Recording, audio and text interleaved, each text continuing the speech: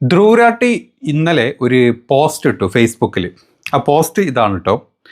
My friend Donald Trump എന്നും പറഞ്ഞിട്ട് 3 കുത്ത്. അത് കഴിഞ്ഞ് മോദിജിയുടെ ഒരു ഫോട്ടോ, മോദിജി കയ്യിലൊരു പ്ലക്കാർഡ് പിടിച്ചിട്ടുള്ള ഫോട്ടോ ആണ്.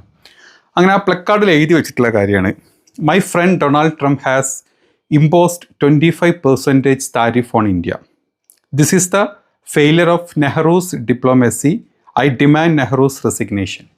ആദ്യം ഞാനൊന്ന് എന്താണ് ഇപ്പോൾ ഇത് ഇങ്ങനൊരു പോസ്റ്റ് എന്ന് ആലോചിച്ചു. അതായത് ഇതിൽ പറഞ്ഞിട്ടുള്ളത്, എൻ്റെ സുഹൃത്തായിട്ടുള്ള ഡൊണാൾഡ് ട്രംപ് 25% താരിഫ് ഇന്ത്യക്ക് മേലെ അതായത് നമ്മുടെ ഇറക്കുമതിക്ക് 25% ഓഫ് താരിഫ് ചുമത്തി തുടങ്ങി. ഇത് നെഹ്റുവിൻ്റെ ഡിപ്ലോമസിയുടെ ഫെയിലിയറാണ്. അതായത് നെഹ്റു നമ്മുടെ അമേരിക്കയായിട്ട് ഉണ്ടാക്കിയിട്ടുള്ള ഡിപ്ലോമസിയുടെ ഫെയിലിയറാണ്.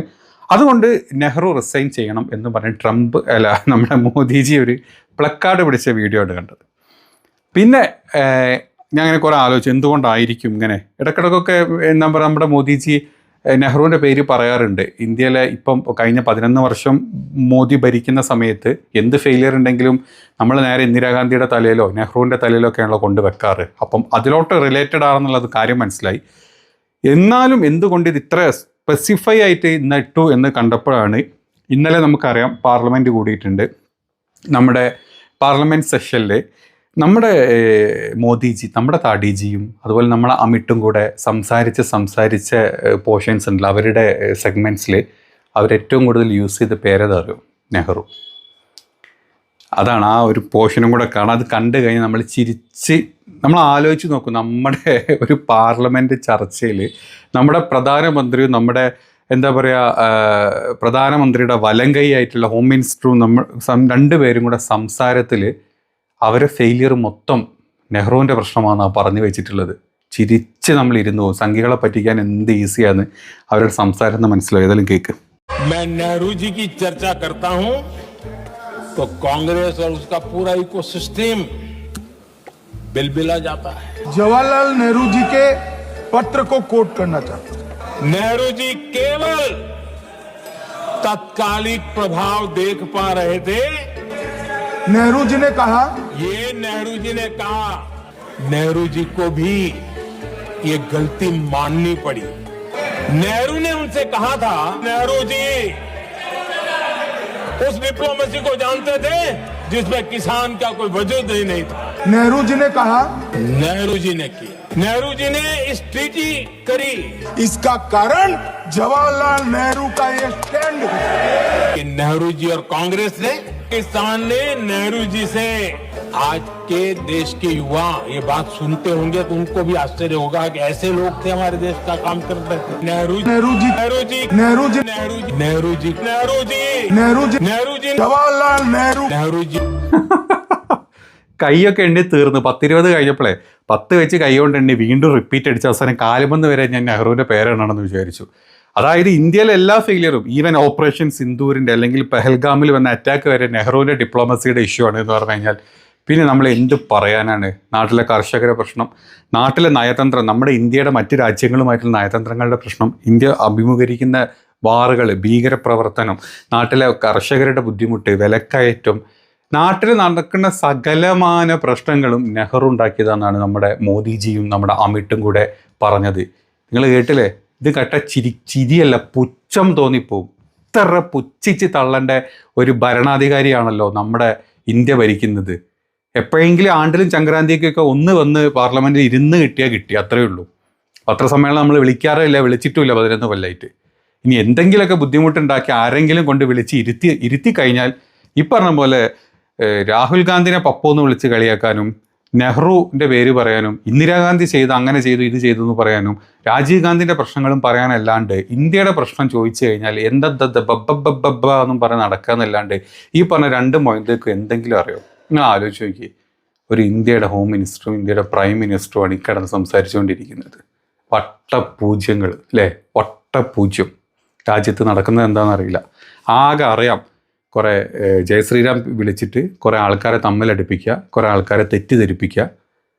ഇനി എന്തെങ്കിലും ഓപ്പറേഷൻ സിന്ദൂരിൻ്റെ കാര്യം അല്ലെങ്കിൽ നമ്മുടെ ഫൈറ്റർ ജെറ്റുകളുടെ എണ്ണത്തിൻ്റെ കാര്യം ചോദിച്ചു കഴിഞ്ഞാൽ അപ്പം ചോദിക്കുന്നവനെ രാജ്യദ്രോഹിയാക്കുക.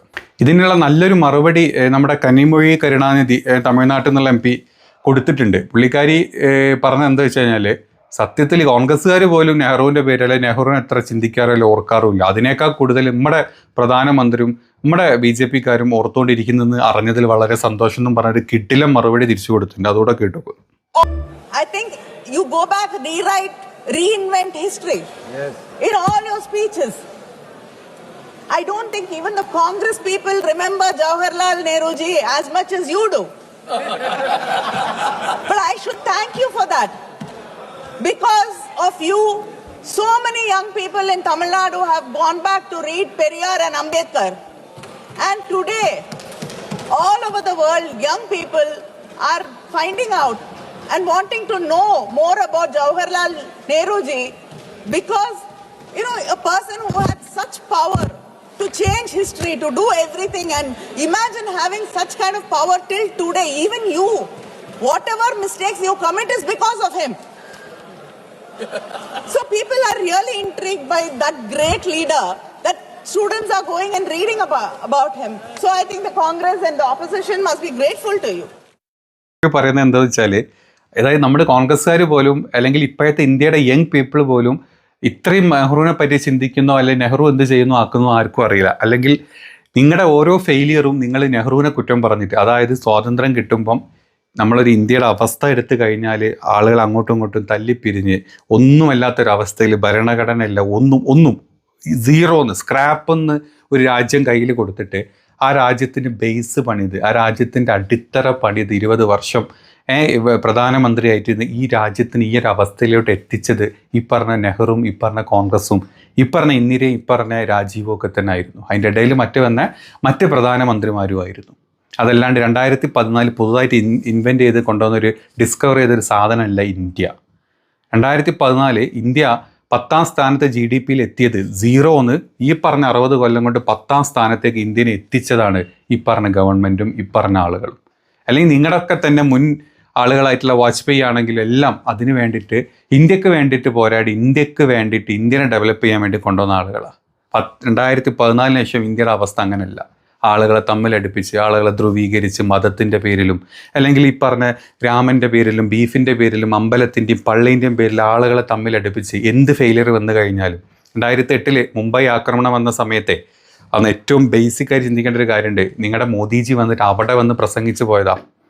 അതിനു മുമ്പ് മറ്റ് പല സന്ദർഭങ്ങളിലും നിങ്ങളുടെ മോദിജി വന്നിട്ട് പ്രസംഗിച്ച് എവിടെ നമ്മുടെ ഡിഫൻസ്, എവിടെ നമ്മുടെ കമ്മ്യൂണിക്കേഷൻ, എവിടെ നമ്മുടെ നേവി, എവിടെ നമ്മുടെ എന്താ പറയുക കരസേന, ഇവരൊക്കെ ഉണ്ടായിട്ടും എന്തുകൊണ്ട് ഇത്ര ആക്രമണങ്ങൾ ഉണ്ടാവുന്നത് ഘോരം പ്രസംഗിച്ച് പ്രധാനമന്ത്രി 2014 ശേഷമാണ് പുൽവാമ, ഉറി, പത്താൻകോട്ട്, പെഹൽഗാം വന്നു. ഒരു 100 എണ്ണം വന്നു. എത്ര പേര് മരിച്ചു, എത്ര പട്ടാളക്കാർ മരിച്ചു, എത്ര സിവിലിയൻസ് ഇന്ത്യൻ്റെത് മരിച്ചു. എന്നിട്ട് ആരെങ്കിലും എന്തെങ്കിലും ചെയ്തോ? അന്ന് 2008 മഹാരാഷ്ട്രയുടെ മുഖ്യമന്ത്രി, മഹാരാഷ്ട്രയുടെ എന്താ പറയുക ഡിഫൻസ് മിനിസ്റ്റർ അന്ന് രാജിവെച്ച് പോയി.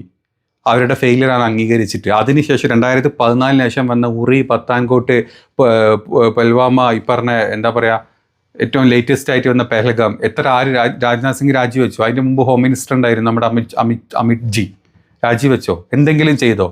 കുറ്റങ്ങൾ പറയുമ്പോൾ അല്ലെങ്കിൽ ഫെയിലിയർ കാണിക്കുമ്പോൾ നെഹ്റുവിൻ്റെ പേരും പറഞ്ഞ് തിരിച്ചങ്ങോട്ട് അടിച്ചതിന് മോദിജിക്ക് കുറിയും തൊട്ട് മറ്റേ ഇയാളുടെ പട്ടാളക്കാരൻ്റെ വേഷം കെട്ടിച്ച് 4 ഫ്ലെക്സ് വെട്ടിക്കുക എന്നല്ലാണ്ട് വേറെ എന്തെങ്കിലും ഒരു ഉപകാരം നിങ്ങളെ കൊണ്ടുണ്ടായിട്ടുണ്ടോ?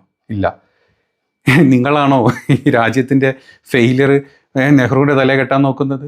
നിങ്ങളാണോ രാജ്യത്തിൻ്റെ ഫെയിലിയർ ഇന്ദിരയുടെയും അതുപോലെ തന്നെ രാജീവ് ഗാന്ധി തലയെ കെട്ടാൻ നോക്കുന്നത്? നിങ്ങളാണ് അട്ടർ ഫെയിലിയർ എന്നുള്ള ആദ്യം കണ്ട് ചിന്തിക്കുക.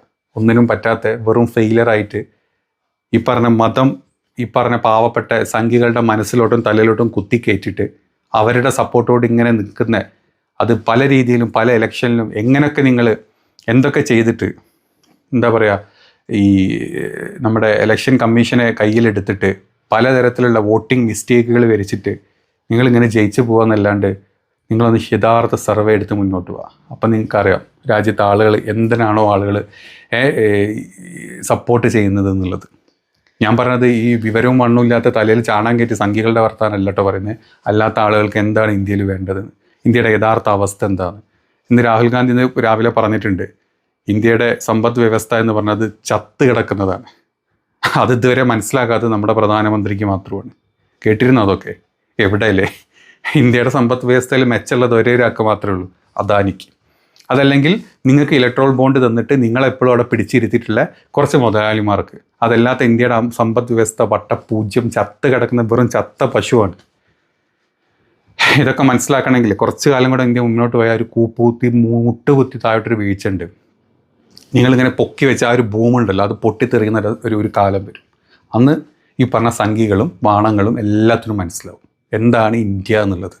ഇന്ത്യ 2014 മുതൽ ആ സമയം വരെ ഇന്ത്യ എവിടം വരെ എത്തി നിൽക്കുന്നു എന്നുള്ളത് അന്ന് നിങ്ങൾക്ക് മനസ്സിലാക്കാൻ പറ്റും. കഷ്ടം.